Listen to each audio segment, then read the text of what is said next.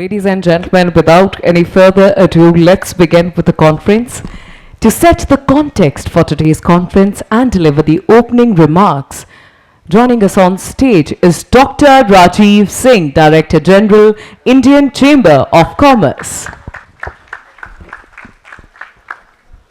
On behalf of ICC, I would like to thank the Urban Infra Group for the initiative and creating a platform for the industry to showcase its products, connect with the prospective partners, and of course the larger agenda remains promoting the business, showcasing the innovation and the technologies, at the same time sharing the best practices.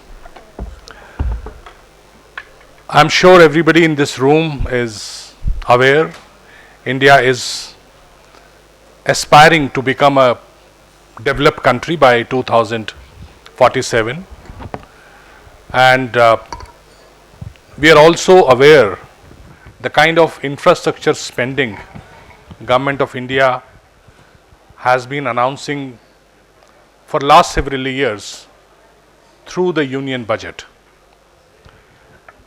And if you look at the investment space in the Indian market, of course, the private sector has been contributing, doing its bit. But if you look at post-COVID, I think government has been doing through its budgetary allocation the heavy lifting. The kind of investments India has seen in infrastructure space, railways, core sectors, I don't think we have seen these kind of investments in past. And that really forms the platform, that really does the groundwork of creating the enabling environment for the people, for the industry, and for the economy to grow. Of course, all these things ultimately create value for we all and people who are not in this room as Indians. They all become the users, they all take the benefits. But we as important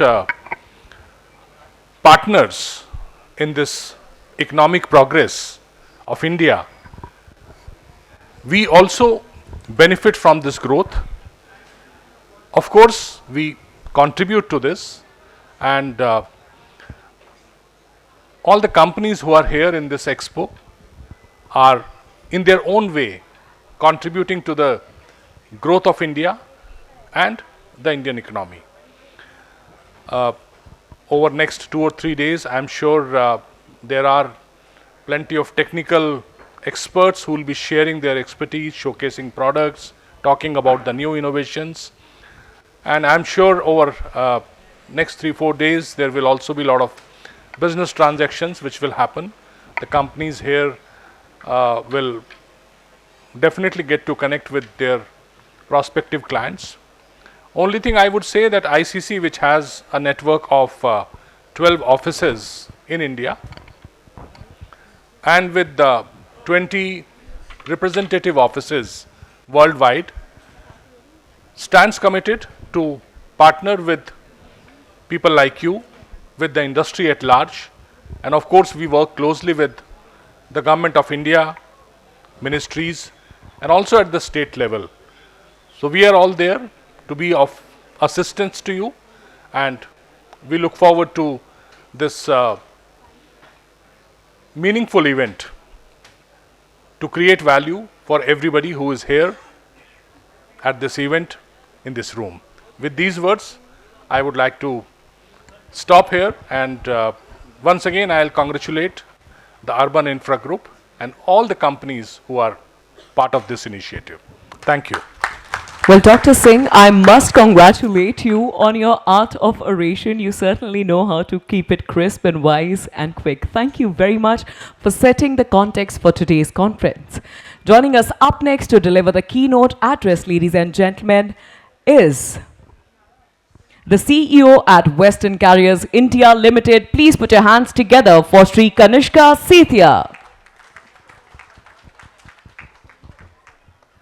Thank you, Sahiba. Your energy is infectious. I want to see people put their hands together for all the dignitaries here. My guru, Dr. Choudhary is here, DG Rajeev Singh is here, and all other dignitaries. Thank you for taking time out. It's so good to see all of you here. So I wear a couple of hats. I am the CEO and whole-time director at Western Carriers India Limited, which is India's premier 4PL and supply chain management company. I also have the honor of being the national chair for logistics and supply chain for Indian Chamber for the last few years. Indian Chamber is in its centenary year, 100 years we have done. It was started by Mr. Birla in Calcutta back in 1925. So 100 years, it makes us one of the oldest chambers of commerce, not only in India, but in the world. We have offices all over the country. We do some stellar work. And this year, our president is Delhi Ka Munda, which is Mr. Abhyuday Jindal, chairman and managing director of Jindal Stainless. We've been growing wholeheartedly under his leadership for the year. And we would request all of you to join as many of our events as you can in this centenary year. So without much ado, I would like to get into the topic. Viksit Bharat at 2047, which is transforming the future of rail mobility through innovation. The backbone of progress for any country, in my honest, biased opinion, remains logistics and supply chain. We contribute approximately 14% of the Indian GDP, which is now north of 4 trillion. We are now racing towards 5 trillion towards the next 3 to 4 years. And in this whole role of growth and progress in our country, I feel that logistics and supply chain, especially rail, is going to play a very, very key role.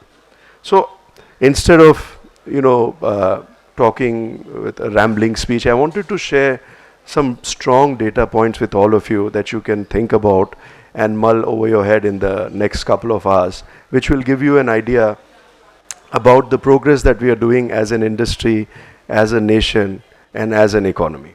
So each day over 13,000 passenger trains are going 68,000 route kilometers, connecting 7,300 stations and serving more than 23 million passengers. Our freight network is now carrying 1.6 billion tons annually, supporting the entire industry, agri, trade, etc. Now, having done what we have done, becoming a Six Sigma organization, which Indian Railways is, what are the ambitions that we have? What are the visions that the Honorable PM and the Government of India has set for our vision of 2047? Like I said, ICC is already in its centenary year. Our country will be celebrating its centenary in 20 years from now. So what are the ambitions for Vision 2047? Some of these key highlights are 4,500 Vande Bharat trains, which will redefine passenger comfort, speed and connectivity. 7,000 kilometers of high-speed rail corridors, which will link all our economic hubs and major metros.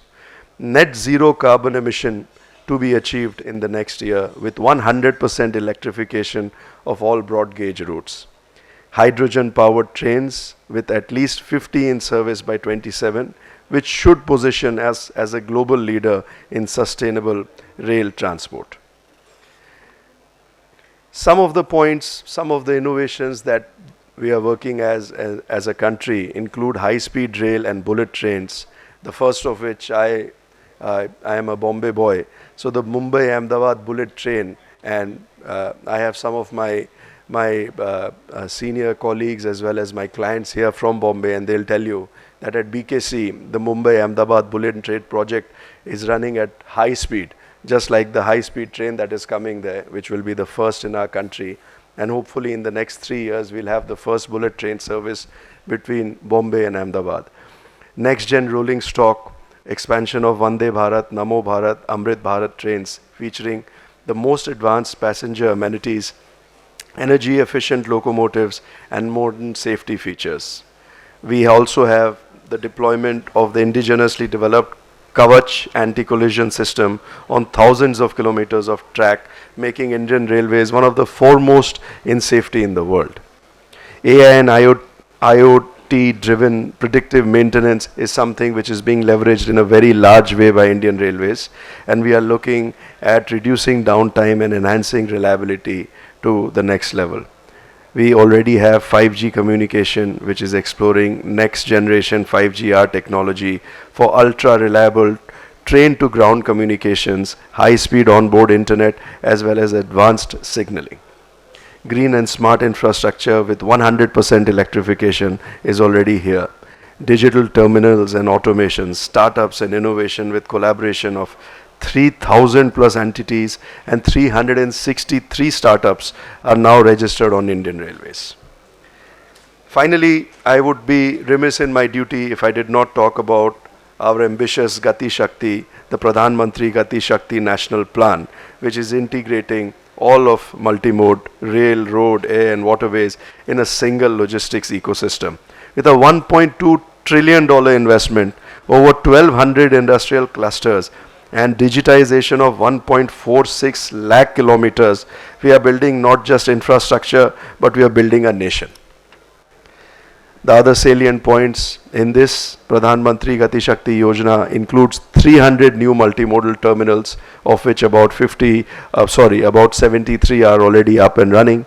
We should be doing by 2047 the remaining. 200 modernized railway terminals, 400 new Vande Bharat trains by 2028, and 160 operational airports with 208 major infrastructural projects worth 15.3 lakh crores. All of this comes together in the one vision of making us sustainable, which is the new mandate, using solar powered warehouses, carbon neutral supply chains, EV based last mile fleet.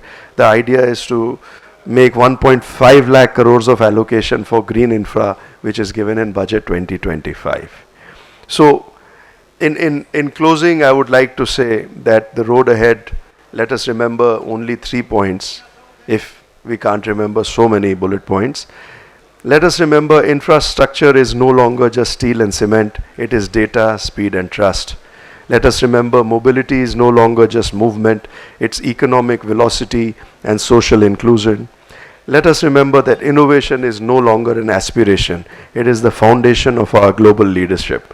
Let us be the generation that unifies corridors, digitizes systems, decarbonizes supply chain, and above all, innovates for the world. This is the spirit of Logistics 360. This is the engine of Viksit Bharat. Jai Hind. Thank you very much. Thank you. To deliver the keynote address will the highly anticipated segment. Joining on the podium is the chief guest. Ladies and gentlemen, please welcome Professor Dr. Manoj Choudhary, Vice Chancellor, Gati Shakti Mahavidyalaya.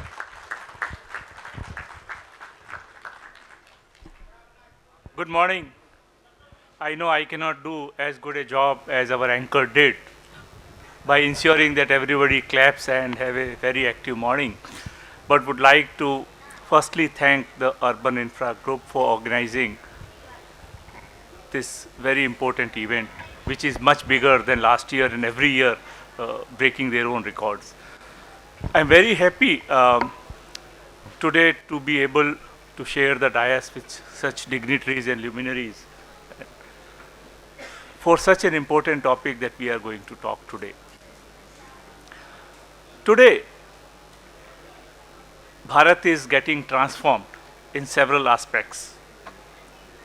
And to begin with, I would like to quote two of our statesmen, and I believe that is a foundation of everything that we are going to do and going to talk now.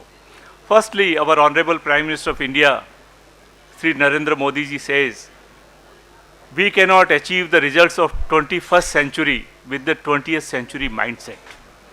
Key word here is mindset. Secondly, I would like to quote our Honorable External Affairs Minister, Dr. Jakson ji, who says, we are fortunate to be living in a country at a time. We are fortunate to be living in a country at a time, a country that defines its own interests, articulates its own position, and does not hesitate to take decisions that suits the country to remain ahead of the curve that we are talking. I believe these are the two foundational things. First is the mindset change that is undercurrent of everything we are doing. And secondly, to always believe that our country and country's interests shall be paramount in whatever we do. That is the basis of the transformation Bharat is undergoing right now. And this transformation, while on one side we are very proud that we are a $4 trillion US economy, we are the fourth largest economy, soon will be third, and growing at a rate of 6.5% GDP year after year, fastest growing economy in the world, we should be very happy about. On the other side, we must also remember that India's growth and consistent growth is also coupled with important aspects, that is to enable dignity and opportunity for every citizen of India. Same is the case for the railway sector, and I shall highlight as we go ahead. Today, when our country is growing so rapidly, I can possibly talk about 4 pillars that are foundation to our growth. First and the most important pillar is infrastructure. An infrastructure that can be physical in nature, like railways, highways, and so on. An infrastructure that can be digital in nature, like digital public infrastructure that we have created, or it can be social in nature in terms of the education, universities or healthcare systems that we have created. Irrespective of physical, digital or social infrastructure, we are creating an infrastructure at a rate and an infrastructure that connects people. So first pillar of our growth is infrastructure that connects people. The second pillar of our growth is the growth itself that empowers and have the people all working together. Right? That is for the people, all the people who are there. Third aspect is manufacturing sector, which is going to create more and more jobs. And the fourth sector is simplification of processes that shall empower the citizens. Let me focus my discussion relevant to the theme on railways, and in particular for the infrastructure sector. Based on the mindset of the reform, perform and transform, that is a mindset, railway sector in particular has progressed significantly in last 10 or 11 years.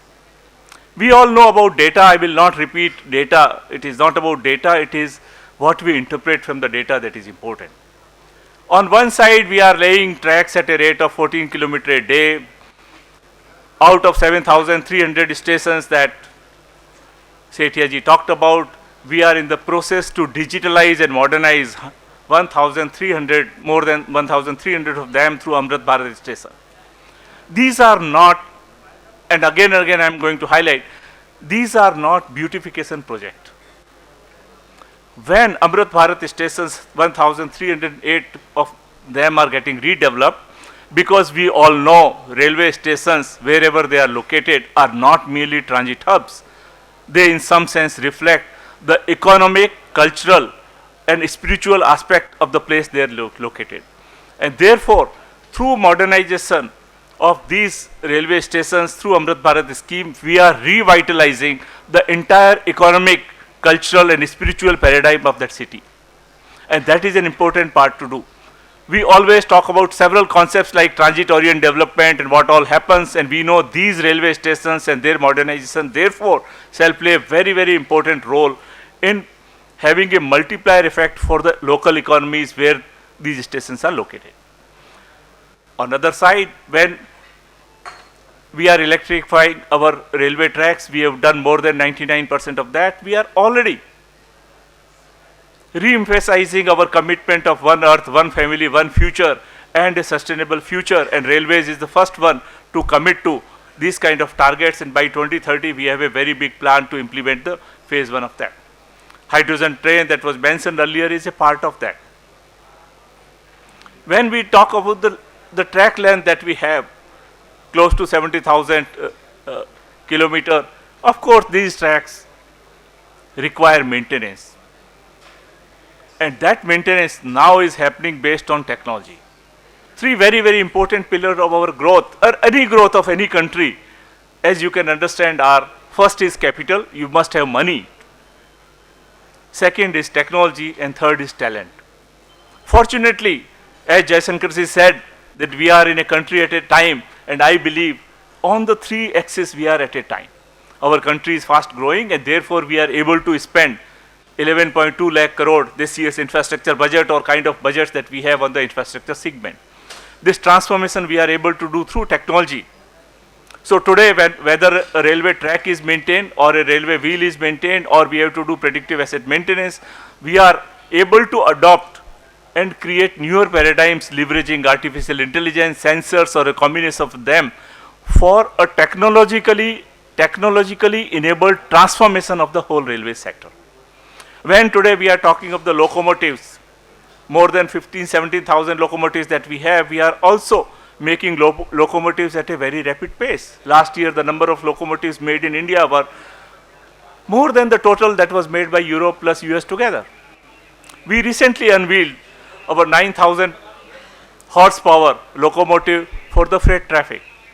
Only a few days back, Honorable Prime Minister announced the first locomotive that is getting exported from Bihar's factory to Africa. So we are making progress on locomotive sector. We are making progress on the railway track sector laying. We are making progress in terms of having new coaches. This year we already announced that we are converting a large number of our coaches to LHB coaches. We are at the one time we are having trains like Vande Bharat. At the same time we are adding more and more capacity for our general coaches, general trains. On one side we have Vande Bharat trains, on other side we have Amrit Bharat trains. Therefore, we want to make sure that the entire mandate of the railways, that is to carry more and more passengers, and 2 crore a day that we are carrying, and that is what we are going to increase. Therefore, the goal for passenger travel to make affordable, convenient, and accessible rail travel is actually happening through introduction of newer trains, modern trains. Vande Bharat is not merely a train. It is not merely a train that will run faster. It is also a technological marvel, something that is getting created indigenously. The recently inaugurated Udhampur-Srinagar-Baramulla project, as we know, it not only connected 272 kilometers, it connected regions, aspirations, and people's heart from one part to the other. This 272 kilometers of Udhampur-Srinagar-Baramulla project, when it had 943 bridges and 36 tunnels, it showcased what Indian engineers are capable of. In last 3-4 months alone, if you look in the bridge technology, on one side we have Pamban Bridge, our first vertical lift sea bridge. On other side we have the Chenab Bridge, the world's highest railway arc bridge, standing tall at 359 meters. We all know it is 35 meters taller than the Eiffel Tower. On third hand, we have the Anji Bridge, that is railway's first cable stayed bridge of 1,315 meters, and what the first cable stayed bridge that can withstand seismic zone 5 capabilities, that can withstand wind speeds of 260 kilometers per hour. This is a technological excellence that is happening in India. It is not merely laying bridges, it is not merely laying tunnels.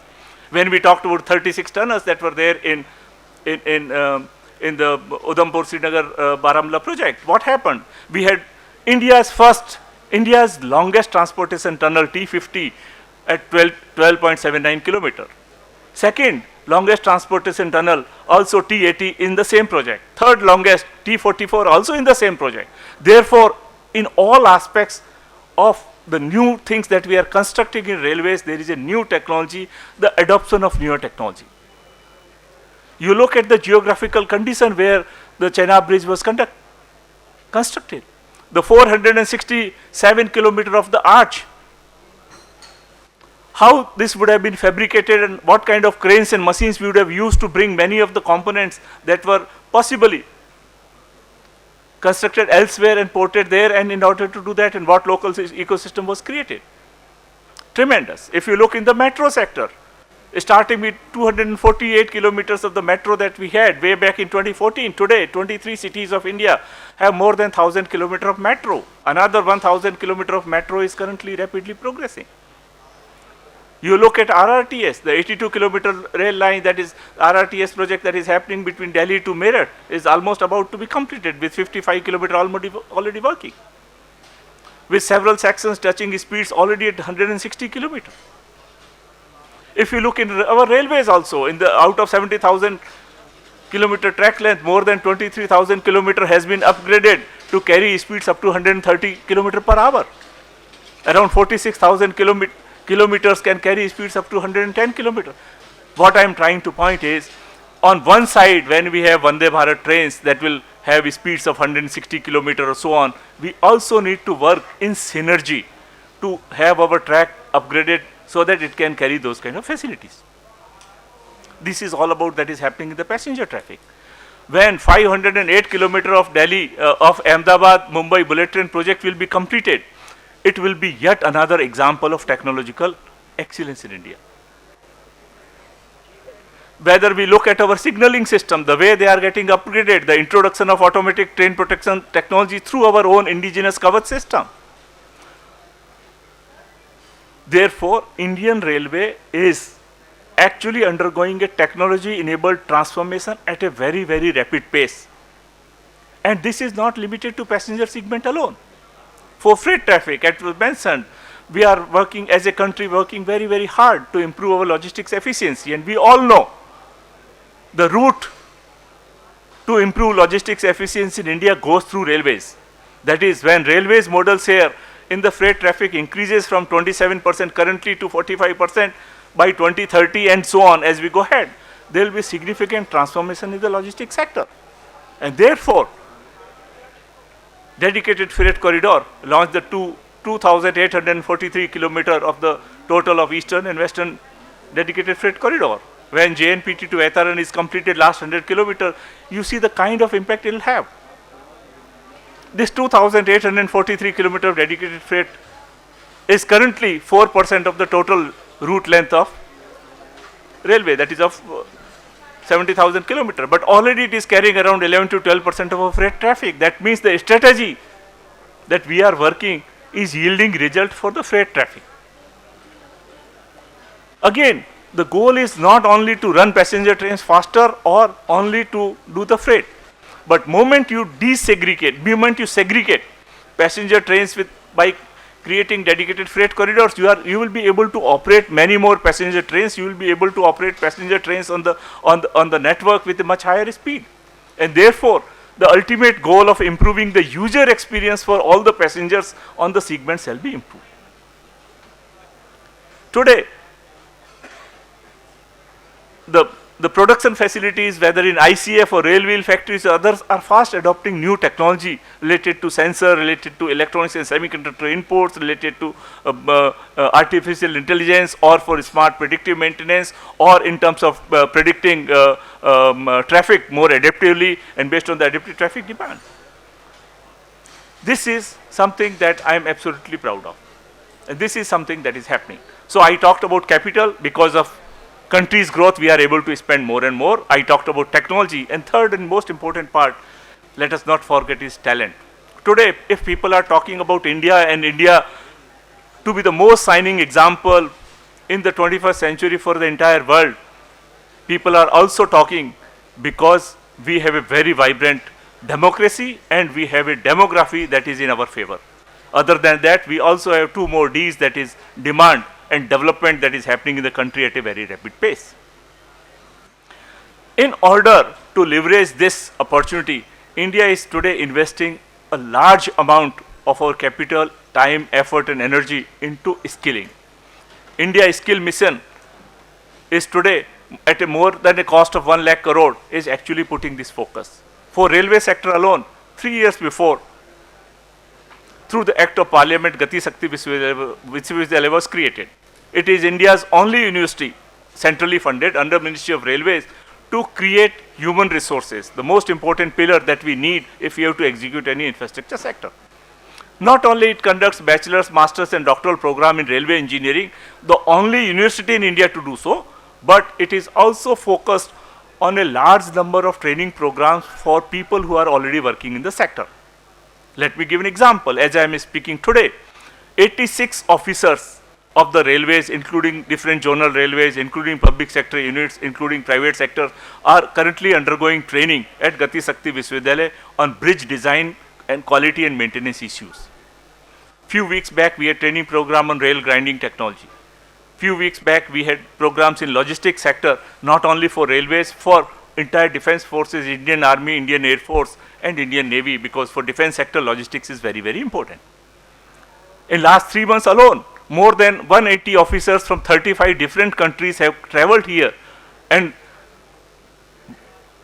the courses were conducted on important topics related to urban mobility, on infrastructure project management with PPP models, multimodal logistics, and so on. We often hear the word multimodal logistics and multimodal transportation, but what do we do? I talked about railway sector so far. On other sectors too, there is a tremendous progress that is happening in India. On national highways, we are building national highways at a rate of 35 km a day and currently have 1,46,000 km of national highways.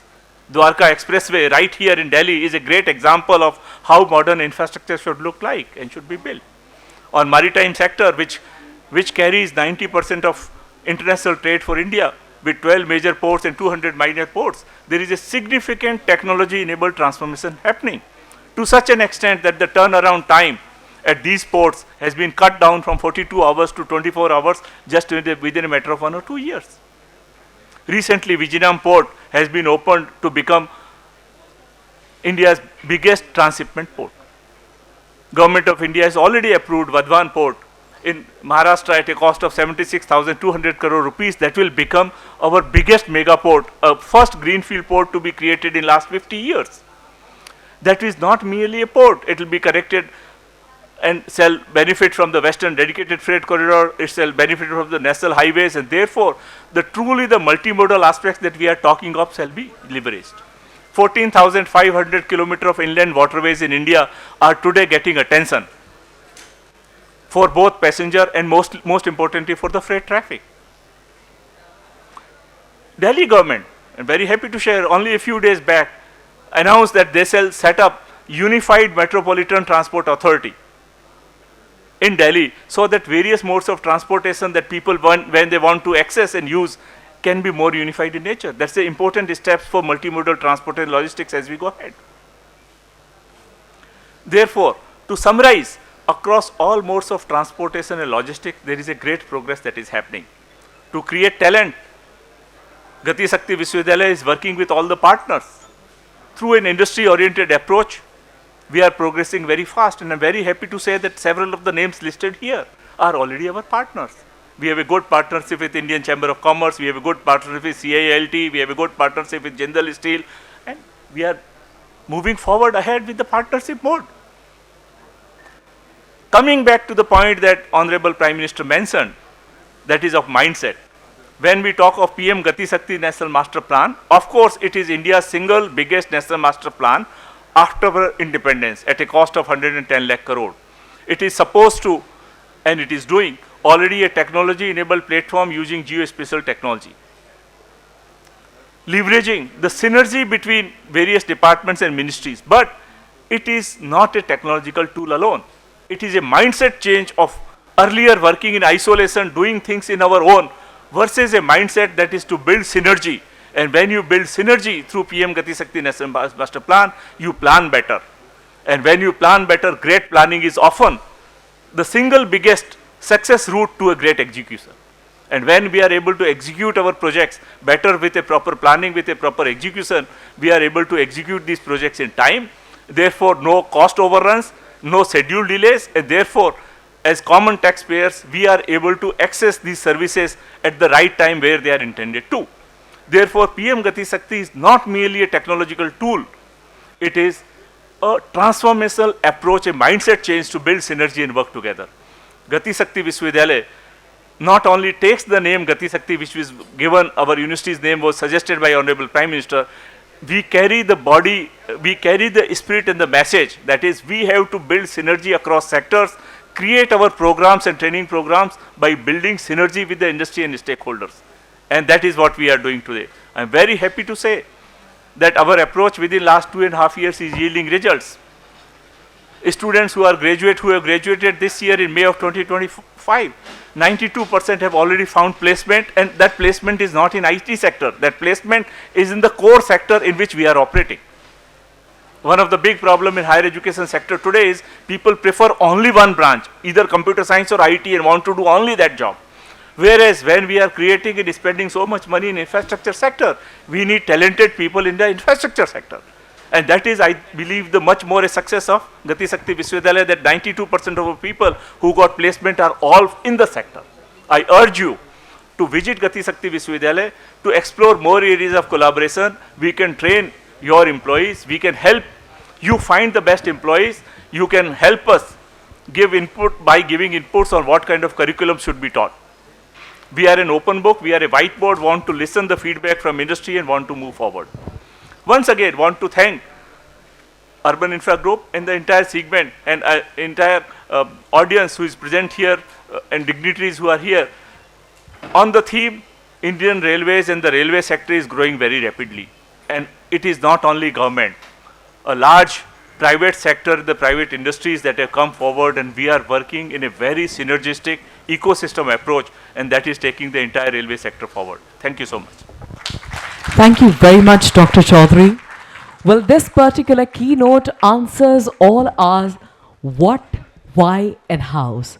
Joining us up next to take the conversation further is the Director, Business Development India at DB International Operations. Please put your hands together for Shri Kumar Keshav. Good morning, everyone.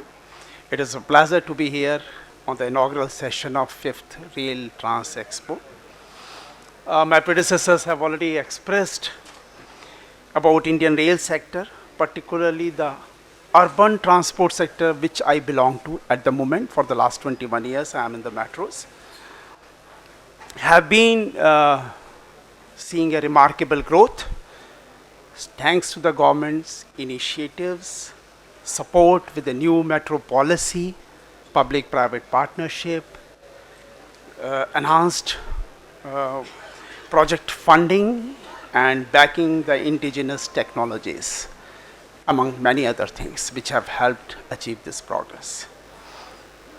Our keynote speaker was mentioning about PM Gati Shakti program, and urban transport sector is one of them as a sector, engines of growth. And this was mentioned earlier also, nearly 1,050 kilometers of metro is already under operation, and almost equal number of metros are under construction. Metros have brought in state-of-art modern technologies, contactless ticketing, advanced signaling system, unattended train operations, building management systems, modern rolling stock that have been adopted to stay at par with the international standards. Also, ease of commuting with common mobility card, which has come up, and many other such technologies and advancements that have been very well implemented for providing mobility as a service to the commuters and the public at large.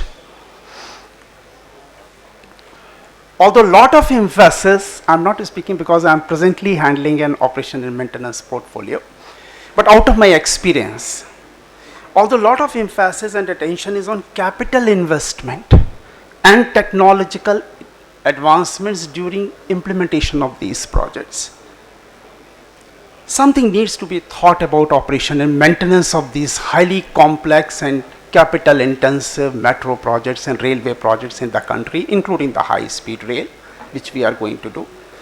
And just for everybody's information, over the life cycle, operation and maintenance cost of such projects is nearly 55 to 60% of the total cost.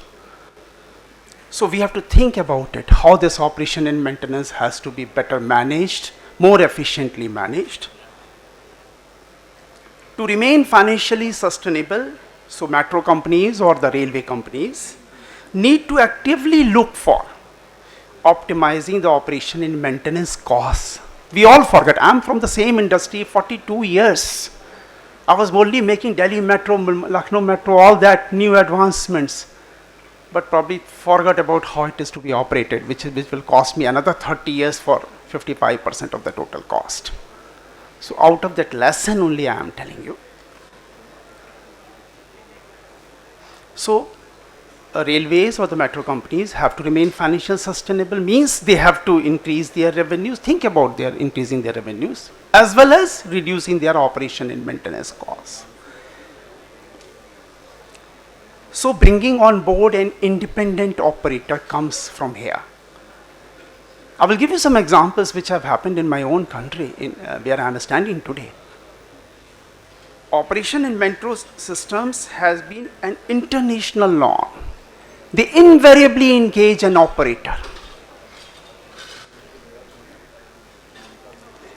And the same is being followed in many projects in my country also, in our country also, particularly in the private sector. We have to learn from them.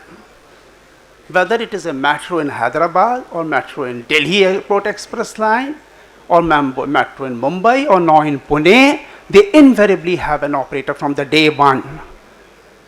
While all the government sector metros, they have not even thought about it. Even high-speed rail probably doesn't even know how it has to be operated and maintained. Such a complex project, and which will cost them for over 30 years nearly 50% of the cost.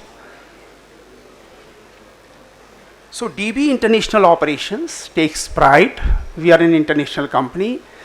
We are engaged as an operator by National Capital Regional Transport Corporation, and we are the operator for Delhi Metro, Delhi Meerut RRTS corridor. That was the first one, and if subsequent corridors come, they will also be probably passed on to us. DB International Operations, and DB takes pride to get associated with first of its kind project in the country, which is a regional rail and with a speed potential about 165 kilometer, elevated and underground. Very good corridor. Priority section, we all know of this corridor, got inaugurated by Honorable Prime Minister on 22nd of October 2023, and since then further lengths have been commissioned. So as a suggestion, while it is important to discuss new technology, emerging technologies, smart mobility, sustainable designs in this expo, I would also request as a wise and prudent effort to visualize operation and maintenance strategies as well. That is also railway technology. I'm not talking about something else. That is part of the railway technology. Visualize operation and maintenance challenges in the initial stages of the project, which our PPP proponents who have done the metro projects in the country in many cities have already understood and they have implemented. Proactively laying out the strategy for operation and maintenance of these highly complex metro or high speed or any other similar railway project is essentially needed to ensure financial sustainability of these projects over a longer term. This is very, very necessary. So engaging an expert operator in early stages brings a lot of benefits, including from design,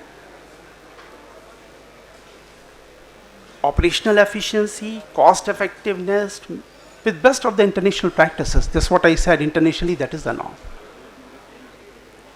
High service standards and advanced technologies for better performance and increased customer satisfaction with well spelled out key performance indicators for this project monitoring of these companies. I wish a great success to this expo today. I'm sure it will be an opportunity for all of us participating to explore newer partnerships, which was mentioned earlier as well, understand global best practices and technologies in building a rail system which is cost effective, greener and inclusive, in addition to being faster and smarter. That's what I want to say. Wish you all a very good success. Thank you very much.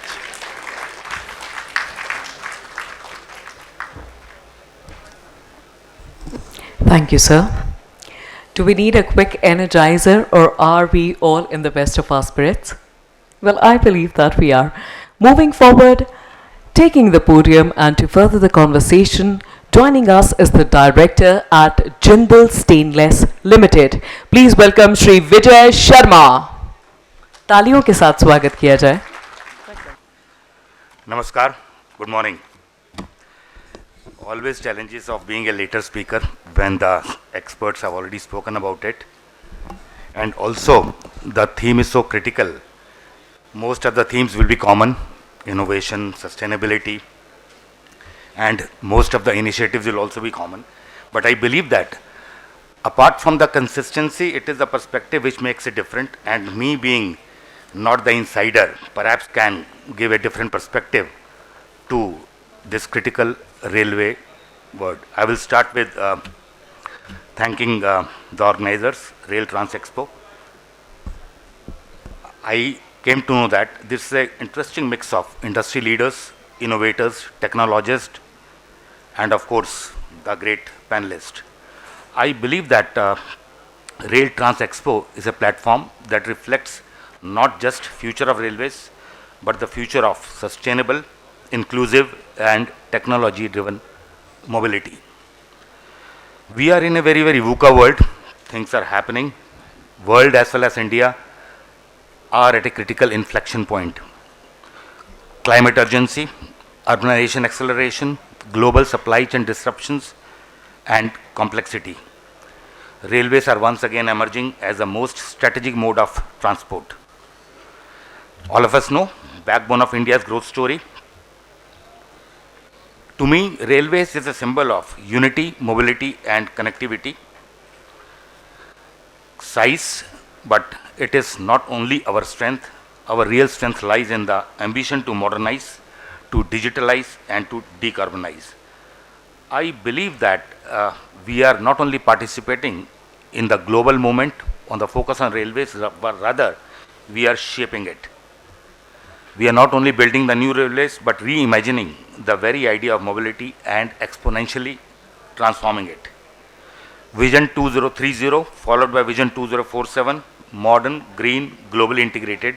Like most of us, me too, a big fan of Modi ji and Vaishnav ji. All of us know about electrification, stations under redevelopment, hydrogen, DFCs, and also recyclability. But I think we need to do some global benchmarking also, which will make us learn and also help us in lead. The global innovations, they not only inspire us, but in many ways, they validate our path. Like hydrogen trains, Germany, France, we are in the right path. Prototypes are happening. And the best part is all those things which are happening around us, they are made in India technologies, indigenous talent, and world-class materials. I will talk about materials in details little later. High-speed rails, of course, maglev, ultra-high is not part of the game yet, but I think the need-based focus is the right direction. One technology which so far I didn't hear, but I believe that it will be discussed, digital twins, which is very critical for monitoring the assets, maintenance optimization, and traffic control. Autonomous, driverless, like in Germany and Australia, I believe that in our DFCs, this will take a vital role, and the consumer experience, whether it is ticketing, passenger experience, like Singapore, Netherlands, a lot of things are being done. When we talk about all these initiatives, we hear a very interesting keyword like innovation, sustainability. When we talk about sustainability, we talk about net zero, we talk about 2030, we talk about lowest emission per ton per kilometer. But to me, sustainability is much beyond carbon. I think that it stands on three pillars, and the words which come to my mind is sustainable solutions should be people friendly. First P, and the words which come to the mind in today's context is safety, crash resistant, formability, aesthetics, sanitation, hygiene. Second P, which is critical, is planet friendly, environment. Carbon is a part of it. The other words which come to the mind are recyclability, circularity. And of course, the third P is prosperity. It should be economical. The words which come to the mind is life, longevity, life cycle cost, efficiency, resale. If you study the UN 17 SDGs and our own 6 national economic goals, you will find sustainability definition around these 3 pillars. So I can say that sustainable solutions means directly proportional to the economy. The more we work on the sustainability with this definition, the more contribution it will be to the economy. Here I would like to introduce a word, corrosion. Like sustainability is directly proportional to economy, unfortunately corrosion is inversely proportional to economy, and we all see corrosion every day. As per a study, about 4% of GDP gets eroded because of corrosion at the world level. In India, it could be more. This innocuous 4%, let me put the perspective. If I see the world economy, every year the third largest economy in the world, equivalent GDP gets eroded because of corrosion. If I see India, this 4% is equal to close to 13 lakh crore, which is more than our infra budget, and perhaps it is equal to 7 months of GST. And we have got 11,000 kilometers of the coastal line. 25% of it can be solved, it can be saved, and this 25% is 1/4 of the infra budget. I think this needs a focus on material engineering. I had a visit, I saw a lot of, practically most of the things I saw was material or metals. When I talk about material engineering, I talk about life cycle costing. I really was very happy to hear my colleague who talked about the operations and maintenance cost. So the mindset needs to be changed, capex plus opex. Well, my company says I represent stainless steel, but every metal has its own space. If I share the last 40 years global CAGR of most competing metals, aluminium, copper, carbon steel, zinc, lead, stainless steel, the weighted average growth worldwide is 2.6%, in which aluminium is 3.7%, carbon steel is 2.5%, copper is 2.6%, and stainless steel is 5.5%. So we need sustainable solutions to build the economy, first time right, depending on the life cycle costing, depending on the expectations of life from a particular application in the environment in which the application has to operate. The right material should be chosen. If there is expectancy of, let's say, 2 years, perhaps some coating, but when we talk about the vision of 50 to 75 years, perhaps stainless steel, and it has begun.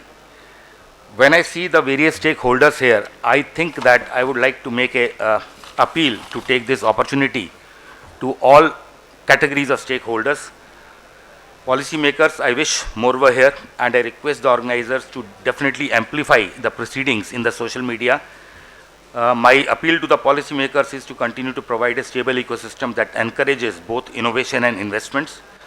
To the industry, I think we have got larger responsibility, moving from vendor relationship to the value partnerships, co-creation, and also we must own our respective ecosystem. In our case, we are owning the total ecosystem of stainless steel and trying to contribute. Professor Choudhary had to go. I believe that academia and research institutions, they are our future. They can create technology here for the world. Perhaps they can help us in making India the Silicon Valley of railways. And he touched upon the skill. I strongly believe that skilling, reskilling, upskilling, and making ready people for the future skills which perhaps don't exist here. In fact, very shortly we'll be having a course inducted in GSV. And the fourth stakeholders, I can see some foreigners here, to international participants. India is not just a market, it's a partner.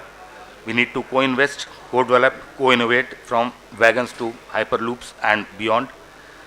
I would like to conclude while focusing on 4 bold shifts which I am seeing here, but the view should be at least 75 years, that's what I believe. Maintenance to life cycle thinking, capex plus opex, whether tracks, coaches, bridges, stations, right focus on material engineering, from projects to platforms to rather ecosystem, fully integrated rail ecosystems, freight, warehousing, metro mobility services, and of course, skilling. Cost cutting to carbon to sustainability. I will repeat my 3 pillars of sustainability. I think that even the budgeting should also be done, not only on carbon, in all the aspects of the 3 pillars. And lastly, from India first to India leads to rather India benchmarked globally, whether design, policy, digital, operations. I believe that government is doing great thing in this. I am not the insider. There will be many more things which perhaps are not in the public domain. And I also now recall the inspirational words of Honorable Dr. APJ Abdul Kalam. Excellence happens not by accident. It is a process. All of us needs to be restless in pursuit of excellence. And once again, great job, RailTrans. You could be that process, the movement that sparks collaboration, courage, and excellence. I wish you great success, fruitful partnerships, and impactful deliberation. Thank you. Jai Hind.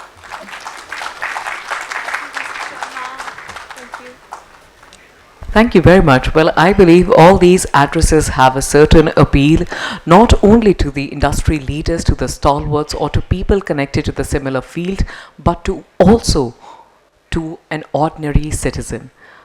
We as a country, as a nation, appear to be right at the cusp of something big, right? Joining us up next to take this conversation further is the President and Chief Business Officer at Jakson Infra. Please put your hands together for Shri Venkatramana Muvalla.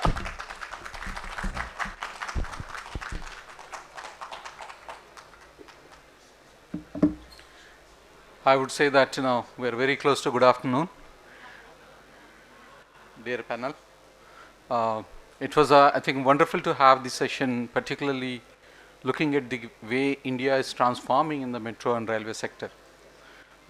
This seminar, I'm sure, will be bringing various stakeholders between the government and industry and the various metro corporations and obviously various agencies which are working in the railways as such.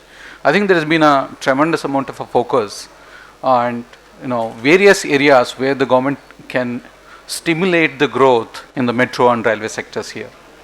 I think I would say that the initial push that has come for most of the areas has been bringing a big impetus for the growth of the sector. The first one is the government. I think it is not only the central government and the state government and getting encouraged to build that in urban infra, which is absolutely meaningful and provides at the end of the day a huge comfort to the citizens of the country. And I would say that, I think apart from the government coming in, we also see here clearly the funding agencies are extremely supportive. And I'm sure during the rest of the day, you will be able to find some of the government, some of the funding agencies speaking on this as such. It's a global funding which is clearly coming for the sector. I think that is the next one which is really giving us a impetus on that. The third one is obviously huge amount of early stage development work that is being carried out. If you see there in the last, at least in the last 6 months, you see almost there are 10 new metro segments being planned in the country and several proposals are getting approved for the budgets as such. I think that's a kind of a pickup that is happening in the metro segments again on this as such. The next bit is that the policy. I think today the government of India is very clearly looking forward to provide whatever the necessary support that is required and enabling, creating an enabling system in this as such. The fourth one is obviously the execution speed. I would say that, so far, if I really give a statistics perspective, I'm sure some of my colleagues already spoken on that. You have 16 metro segments, and I'm sure by 2030, we will be close to 30 metro segments being expanded. Current 900 plus kilometers, we probably will be reaching to the 2,500 kilometers in the metro segment. But however, I think the initial success of the metro is the most important piece, and we can clearly see that's also picking up the speed at which some of the metros are being able to, able to rise the revenues and get that into the profitability. But since it has been a very large infrastructure, the initial periods will also be, kind of a strain for it. But however, the long-term sustainability of the metro is undoubtedly be the success story for that. The kind of focus that has come very clearly in terms of the emission per passenger in the metro segments per kilometer will be the lowest if you look at any other modes of transport, whether it is air, whether it is a road transport and anything of this nature. I think that is also massively helping. So I think what is that going to be the critical success factors that are very, very important for metro to grow at the same phase or otherwise going at a much faster phase. I can really say is that, there are a few things which have been initiated by the government of India, particularly on the, where current funding is coming from the states and central government, where the PPP is something which one can think about it. I think there is been initially certain success one can see here, but however, the PPP is something which need to be focused and making it much more lucrative in the marketplace where we can create the environment for that. The next is value capturing. I think you all understand that, it is just not about the metro but also around the land. How effectively the land around can be utilized in a such way that, you'll be able to see very clearly the growth in sector, the revenue generation for the metro networks will definitely improve on that. The next important area is that integrated urban transport. I think talked about it, how we can have each city to have a combined transport authority. We'll be able to focus on the overall development of the urban cities as such. The transit orientation, we have been very clearly, emphasizing about the multimodal transport, where the transit is something which is very, very critical, where you interconnect various networks which are already there and make it a lot more ease in terms of reach and also the success of the same as such. I think the another part is that, robust planning of the projects and implementation of those projects as such. So I think we have done enough in terms of, new metros which are coming up. I would say that, we have done enough work, but there are room for us to do a lot more in terms of picking up the speed for various metros. If you start looking at, the timelines that it takes from starting an initial study, which is a DPR, and then moving from a DPR to contracting various works, and then from various works to in terms of implementation as such. I think I would say that, typically a cycle for an entire metro network to be done is about 5 to 6 years. I think need of the hour is to see where all we can, capitalize the reductions in terms of timelines on that, and it is tremendously will help. I could see as a company, I represent Jakson Group. We can very clearly visualize that from the time that you start the tendering process till the project implementation, at least one can see 20% reduction. A project which is being planned for 36 months, one can think about it, at least, you'll be able to do it at 28 to 30 months. The savings are clearly visible, and I think that's another need of our. There are a few sessions, in the next session we are going to speak about it. What is that, some of the standard practices that are being followed in terms of a speed or in terms of a cost optimization is something we'll be going to talk about it as such. And policy, I think sustainable policy is the most important thing, and I'm sure there is enough focus on the policy front. I would say that broadly the seamless multimodal integration and efficient project delivery and strong governance and support urban policies are something which is very, very critical here. I think we are in the very important juncture. We could very clearly visualize the growth not only in the metro but also in the railways, where we talked about, we have close to 500 railway stations planned for the modernization, and there is something which by 2030 we'll be looking at almost 2000 stations plus to be modernizing those as such. I would say that, the overall sector is a rapid phase in terms of a growth, and I would say that, Jakson Group will be one of the stakeholder for the growth of this sector. We have, as a company, had done close to 140 metro stations electrified all the 140 metro stations, and I would say that by 2030 we would expect that to be growing up to 300 metro stations. So I would say that there is a tremendous potential for us here, and I am sure that the conference that has been conducted by Urban Infra is going to help to ideate various growth, focus, and then critical success factors, and this is something which will very meaningful will come out of these sessions as such. With that, I would say thank you.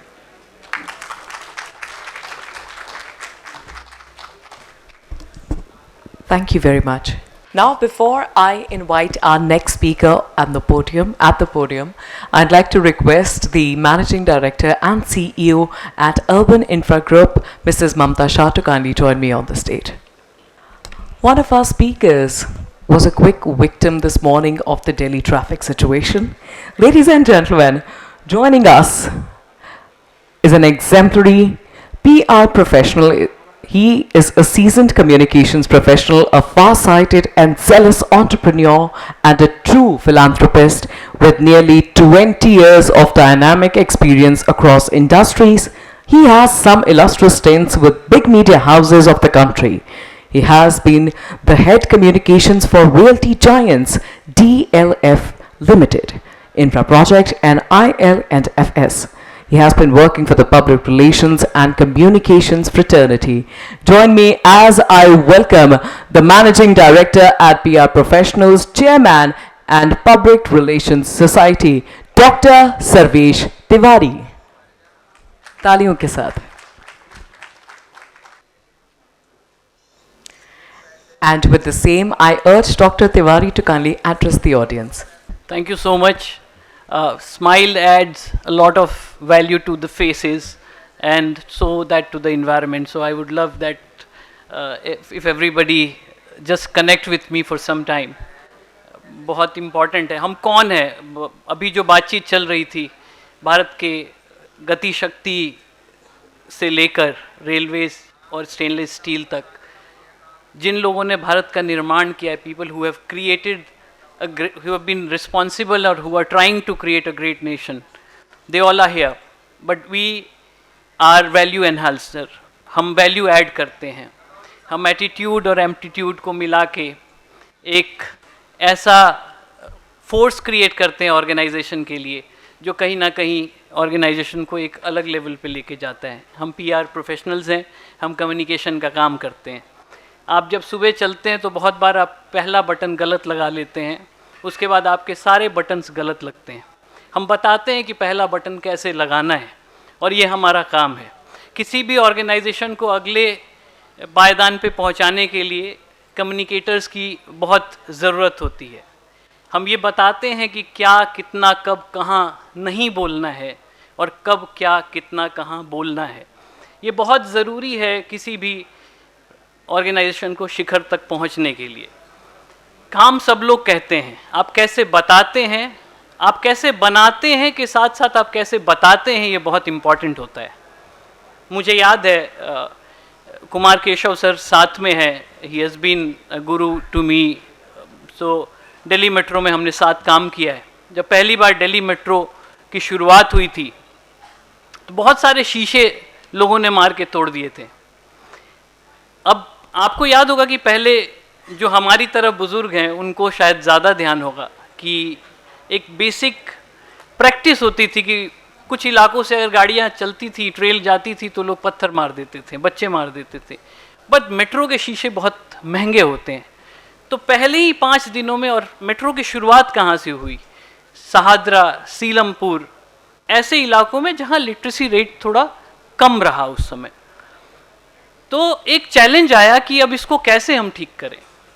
जैसे मेरे fellow speaker कह रहे थे कि perception change, mindset change, ये सब बड़ा important होता है. तो I was made in charge of ensuring this perception change for Delhi Metro, कि लोग उसको अपना समझें. People should have sense of pride and we were successfully able to execute that. आप खुद सोच के देखिएगा कभी कि आज से 20 साल, 25 साल से ऊपर हो गए दिल्ली मेट्रो को. उस समय एक सरकारी ऑर्गेनाइजेशन के बारे में लोग क्या सोचते थे.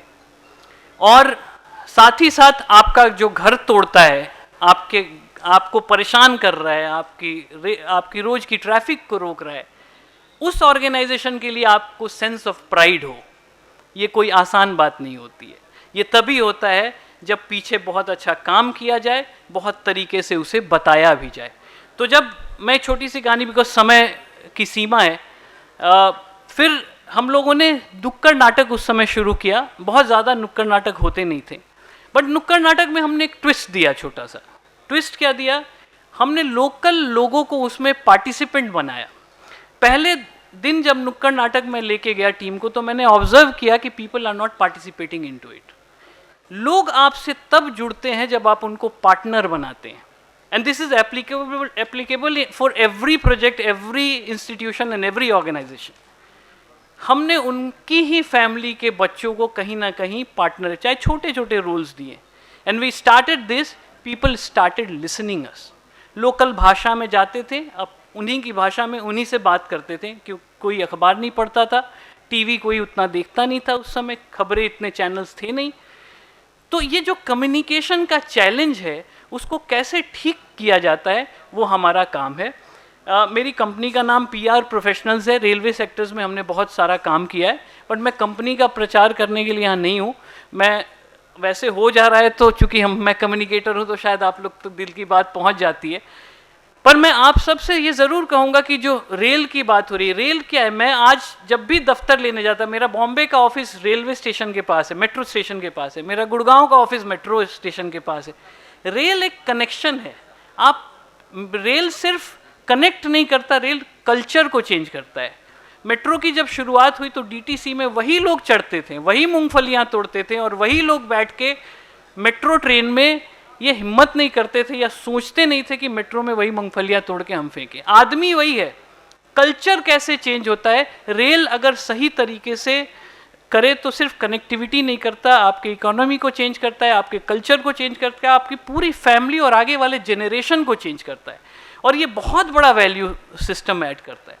छोटी छोटी चीज़ें, जैसे मैं सुन रहा था, मेरे एक और गुरु साथ में है, विजय शर्मा सर, तो कोरोजन की बात कर रहे थे। अब ये कितनी बड़ी समस्या, अगर सरकार को सुनाना है, बताना है, तो हम सबको सजग होना पड़ता है इस चीज़ में। हम छोटे छोटे पैसे बचाने में सुबह से शाम तक लगे रहते हैं, लेकिन एक कोरोजन की वजह से अगर हजारों करोड़ रुपए हर साल अगर ज़ाया होते हैं देश में, तो मुझे लगता है कि ऐसी चीज़ों को एज अ कम्युनिकेशन एक्सपर्ट और एज एन इंडिविजुअल हम सबको मिलके आगे लेके आना चाहिए। और ये बातें बहुत अहम हैं, क्योंकि राष्ट्र निर्माण की बात जब होती है तो हर आदमी पार्टिसिपेंट होता है। ऐसा नहीं है कि मैं मैनेजिंग डायरेक्टर हूँ तो मैं पार्टिसिपेंट हूँ, और आप एक सफाई कर्मचारी हैं तो आप पार्टिसिपेंट नहीं है। It is a complete ecosystem which is created by participation of every individual of the country, और तब जाके कोई राष्ट्र निर्माण और सक्सेसफुल होता है। मैं चाहूँगा कि आप सब लोग कभी भी किसी कम्युनिकेशन रिलेटेड कोई भी ज़रूरत हो, मैं प्रो बोनो भी अप्रोचेबल हूँ, तो आप हमें अप्रोच कर सकते हैं। समय ज़्यादा नहीं लूँगा, बिकॉज एक अच्छे वक्ता की पहचान यही है कि वो तानसेन और कानसेन के रिश्ते को हमेशा समझते रहे। Thank you so much, and thank you the organiser. Vinod ji, you have done fabulous job. Mamata ji, you have done fabulous job. All the best to you.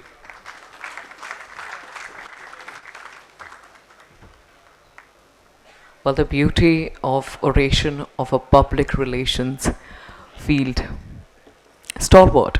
With this, ladies and gentlemen, we are headed towards the final few addresses for the first segment of today's inaugural ceremony. Join me as I welcome our next speaker.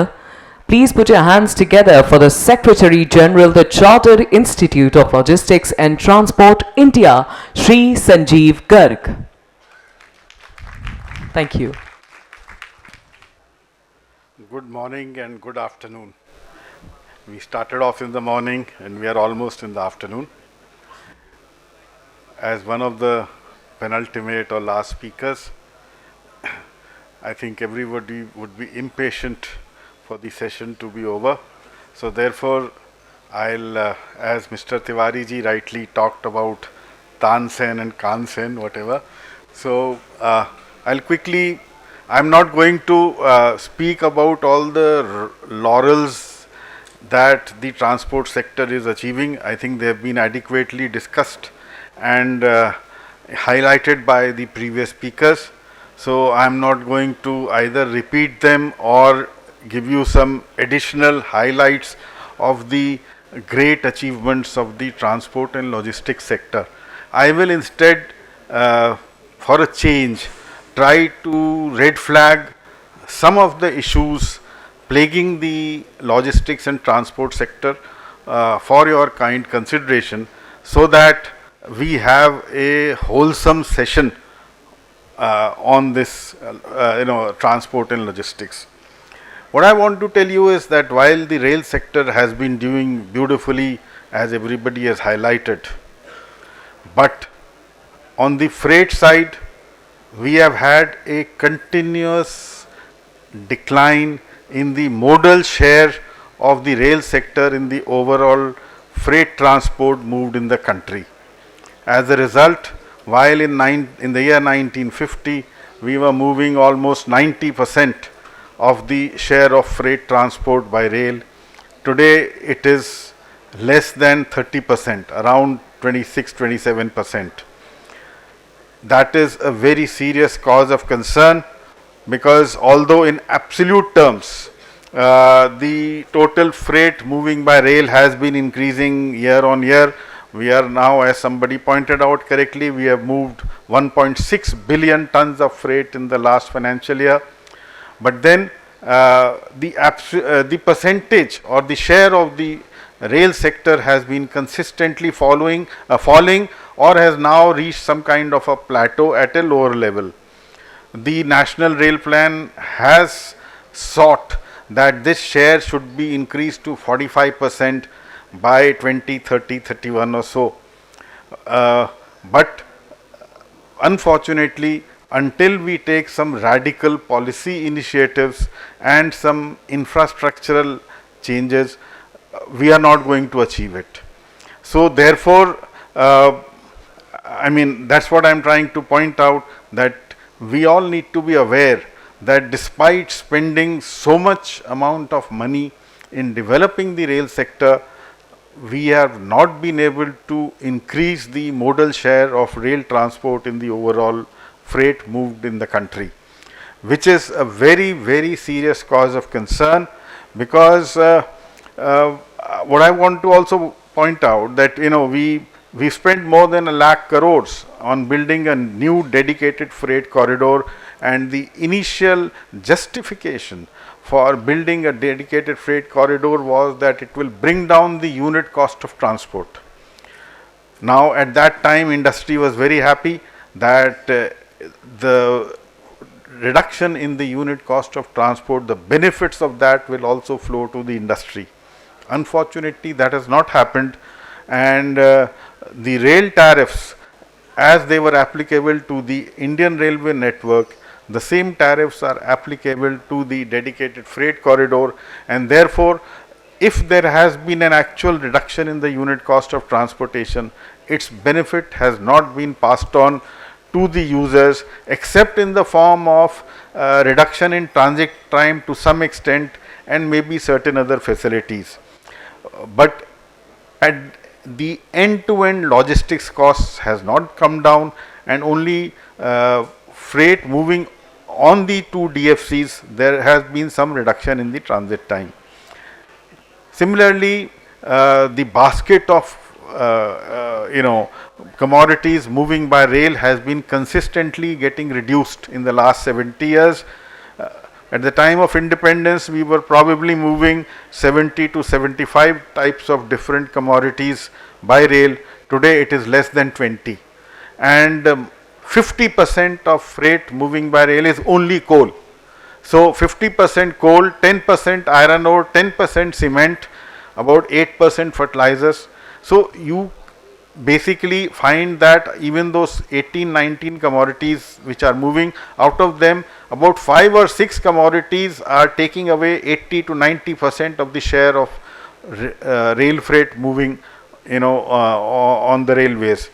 So therefore we are becoming more and more dependent only on a few commodities moving by rail, which is again a very serious cause of concern. So on the other hand, we are overpricing the rail freight tariff because we want to subsidize the other segment, that is the passenger segment. Only 2 days ago there was a parliamentary committee on railways which met, and there was some news that there is a proposal to increase passenger fares from 1st of July. And promptly you have the parliamentarians expressing concern as to why the general public is going to be taxed with a higher passenger fare system. For your information, the suburban passenger traffic is being subsidized to the extent of 70%. That means for every 100 rupees spent on running a suburban train, the recovery is only rupees 30. In the sleeper class or the general second class, I would first take the general second class, the recovery is only to the extent of 40 rupees out of 100. Only in the air conditioned classes, the recovery is marginally above rupees 100, that is by 3 or 4 rupees.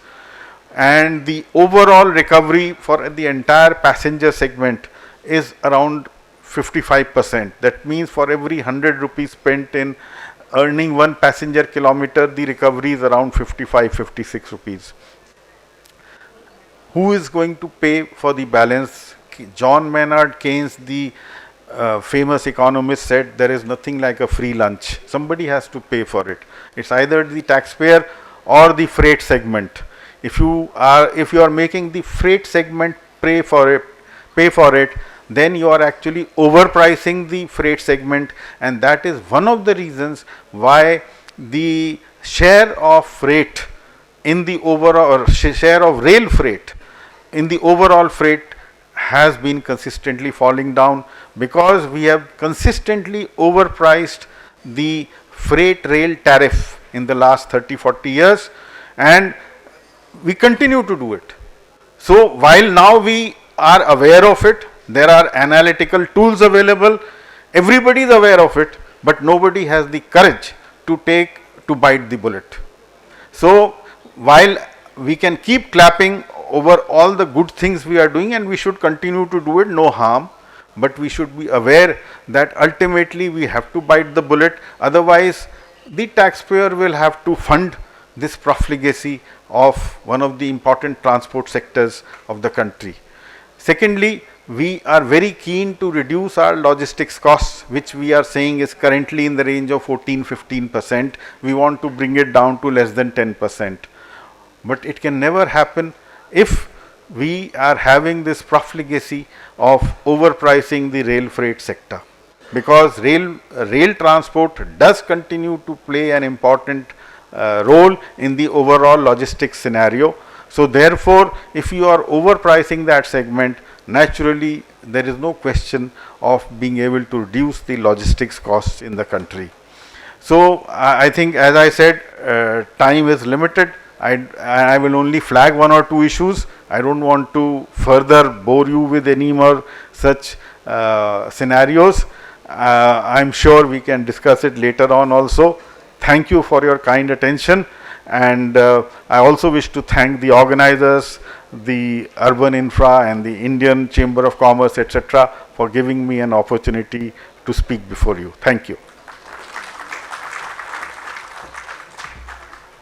Very much like a Raisin Bran cookie that is good for your health, but not that tasty. Somebody had to address the issues that are important and essential for us to keep moving forward. With the same, we are now headed towards the final address for the first segment. Ladies and gentlemen, please put your hands together for Mr. Deshraj Pathak, COO, TMT, Jakson Infra. Indeed, it's my pleasure to be here on this platform. Thanks to the organizers. Initially, I was not there on this list, but then when I came here, I thought, after listening to all the dignitaries, that it will not be good on my part to highlight some of the things which we are really facing on ground. Being a Chief Operating Officer of 4 business unit which I am heading at present: metro electrification, transmission line substation and distribution network. Today, if you will just see that for the growth, the kind of ambitious the country has put forward, that Viksit Bharat by 2047, and then renewable energy generation capacity of 500 gigawatt by 2030. Huge, you know, the capex is required. Other than the capex, there is a lot of technological interventions are required, and then there are lot of talents and manpower are required on site to meet these timelines. Truly speaking, as far as that India is growing, everybody can see the growth path, and that lot of funding agencies, not only within the India, from the abroad, from all across the world, funding agencies are ready to put the money here in India, because they could see that it is a safer place, politically stable place to put in the money. Next part comes the technology part. Truly speaking, as Mr. Sanjeev Garg was saying, I can also see a very clear gap in the technology and innovation part. Today we are you know, clapping on 160 kilometer per hour speed, where the world is already running on 300 plus per hour of capacity of train speed. Not only this, you can see that in other segments also. We need to really think on those aspects that where we are lagging. I can very clearly see, because I have a working experience in almost 13 countries. I worked in Latin America, Africa, and other places also. There are lot of challenges are there, but the way we are now moving ahead, we should adopt that fast moving innovative technologies. We need to, you know, deploy more and more mechanization on ground, because the real challenge is on the availability of manpower. Every sector is struggling because of government initiative. You just see, take any segment. Every segment there is a huge number of, you know, opportunities are there, but you really, those guys who are on ground are really struggling to find out the real talented, skilled manpower. Even some of the group companies I know are thinking to import the manpower from the neighboring countries. That kind of scenario is there, my dear friends. So I think it is a time that we should adopt more and more mechanization, more and more innovative technologies to address this skill gap within the India. Thank you so much. Thank you very much, Mr. Pathak. Ladies and gentlemen, with the same, I must encourage everyone to bring up a very enthusiastic cheer for all our speakers for the first segment. With the same, requesting the Managing Director and CEO at Urban Infra Group, Srimati Mamta Shah, to kindly join us on the stage. Let me get you all a little bit more excited about the next segment. We are to witness our next speaker in an absolute short while, but for now, I must encourage everyone to kindly come forward for a quick picture and accept a small token of appreciation on our behalf for your valuable time and insights. Ladies and gentlemen, please put your hands together for Shri Venkat Ramana Mawala, President and Chief Business Officer, Jakson Infra.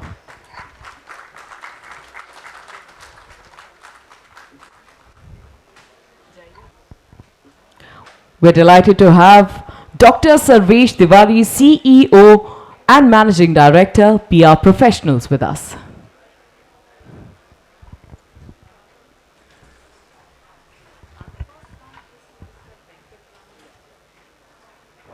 Requesting Mr. Venkat Ramana to kindly come forward and accept the token of appreciation. Thank you.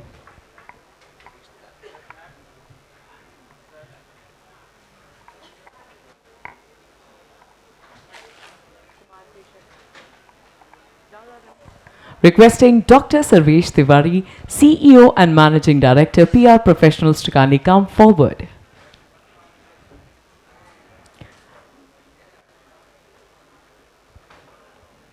Up next, please put your hands together for Shri Vijay Sharma, Director, Jindal Stainless Limited. Well, I believe the gentleman is not here with us at the moment. Please give it up for the Secretary General, the Chartered Institute of Logistics and Transport India, Shri Sanjeev Garg. We are delighted to have with us Shri Kumar Keshav, Director, Business Development India, DB International Operations. Up next, requesting Shri Sanjeev Garg to kindly come forward and join us.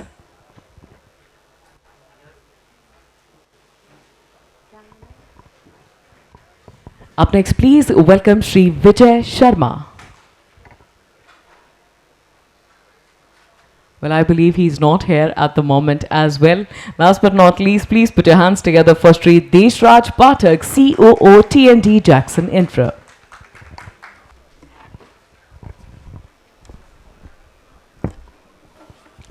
Thank you very much, gentlemen, and thank you, ma'am.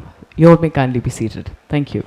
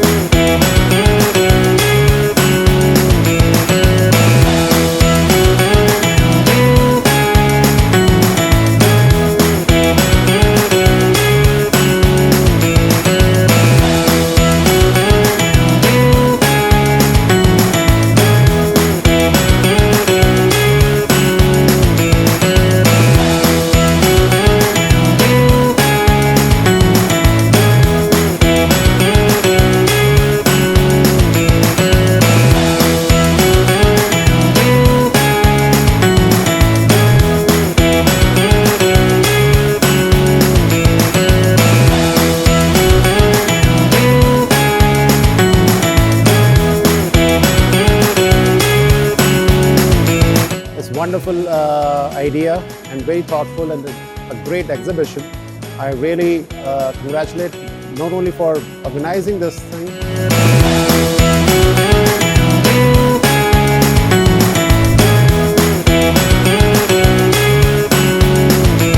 यहाँ पे आने के बाद मतलब 2 दिन हमने spend किया और 2 दिन में हमें काफ़ी सारे अच्छे क्लाइंट्स मिले। इवन सम हमें रेलवे की भी कुछ ऑफिसर्स मिले।